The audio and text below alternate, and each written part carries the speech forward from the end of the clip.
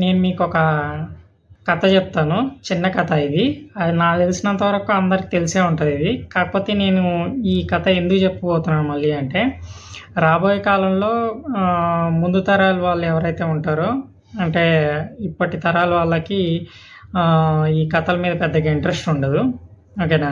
అందువలన పాతకాలంలో అమ్మమ్మలు, తాతయ్యలు ఎవరైతే ఉన్నారో వాళ్ళు చెప్పేవాళ్ళు. ఇప్పుడు వాళ్ళు కూడా పెద్దగా పట్టించుకోవట్లేదు. అందరూ ఈ సోషల్ మీడియాలో పడిపోయి చిన్న చిన్న పిల్లలకు కూడా 3 సంవత్సరాలు, 4 సంవత్సరాల వయసు వచ్చిన వాళ్ళు కూడా మొబైల్ చేతిలో పెట్టేస్తే మొబైల్ తోటి ఆడుకుంటూ ఉంటారు. ఇది ఇట్లానే సరిపోతుంది తప్ప అప్పట్లాగా నానమ్మలు, తాతయ్యల దగ్గర కథలు వినే పరిస్థితి ఇప్పుడైతే లేదు.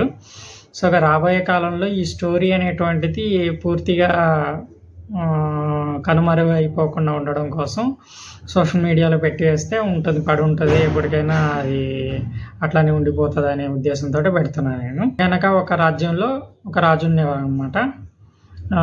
ఆ రాజుకి మొత్తం 7 మంది కొడుకులు ఉంటారు. ఈ 7 మంది కొడుకులు వేటకెళ్ళి 7 చేపలు తీసుకొస్తారు. ఆ 7 చేపలు తీసుకొచ్చి ఎండబెడతారు అనమాట. అయితే ఆ 7 చేపల్లో ఒక చేప ఎండదు. సో వీళ్ళు వెళ్ళి చేప నువ్వు ఎందుకు ఎండలేదు అని అడిగితే, నాకు గడ్డి మోపు అడ్డం వచ్చిందని చెప్తుంది అనమాట చేప. గడ్డి మోపు దగ్గరికి వెళ్ళి, గడ్డి మోపు నువ్వు ఎందుకు అడ్డం వచ్చావు చేపకి, అందుకని చేప ఎండలేదు అని అడిగితే, ఎవరైతే నన్ను కాపరి ఉన్నారో ఆ కాపరి నన్ను విప్పలేదు, అంటే నన్ను కట్టేసి ఉంచారు, విప్పలేదు, అందువల్ల నేను మేయలేకపోయాను అని చెప్తుంది అనమాట.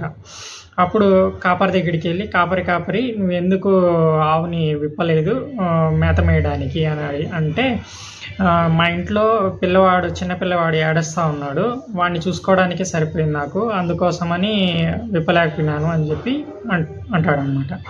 అప్పుడు ఆ పిల్లవాడి దగ్గరికి వచ్చి, బాబు నువ్వు ఎందుకు ఏడ్చావు అని అడిగితే, నన్ను చీమ కుట్టింది అని చెప్తాడనమాట బాబు. అప్పుడు వెళ్ళి చీమ దగ్గరికి వెళ్ళి, చీమ నువ్వు ఎందుకు ఆ బాబుని కుట్టావు అని అడిగితే, చీమ చెప్తుందంట, నా బంగారు పుట్టలో వేలు పెడితే నేను కుట్టనా అనిందంట. బాగుంది కదా స్టోరీ.